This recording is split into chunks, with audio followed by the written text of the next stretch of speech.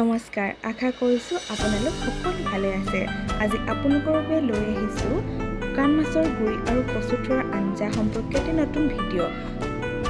মিচিং জনগোষ্ঠীৰ লোকসকলে এই আঞ্জাক এৰেক ৱইং বুলি কয়।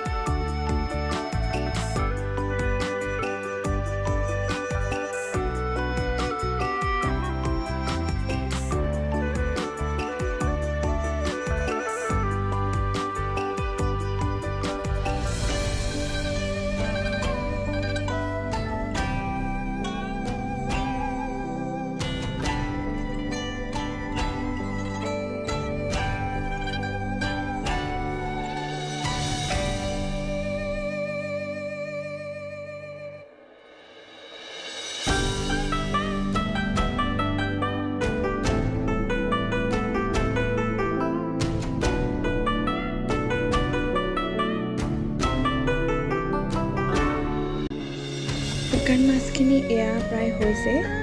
এইখিনি হোৱাৰ পিছতে এই শুকান মাছখিনি মিক্সাৰত দি দিম। শুকান মাছখিনি মিক্সাৰত দি গুড়ি কৰাৰ লগতে আদা, নহৰু আৰু শুকান জলকীয়াও মিক্সাৰত দি এটা পেষ্ট বনাই ল'ম। যিহেতু কচু শাক ৰান্ধিম, সেয়েহে ইয়াৰ উপৰিও আমাক লাগিব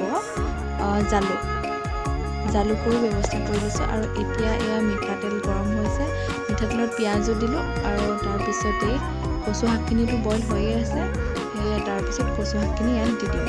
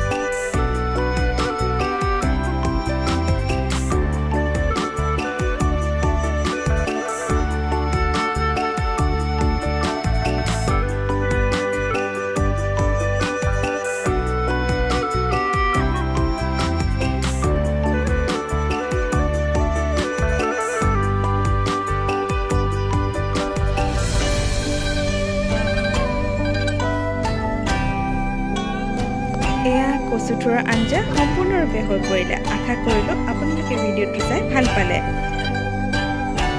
আপোনালোক ভালে থকাৰ কামনাৰে আজিলৈ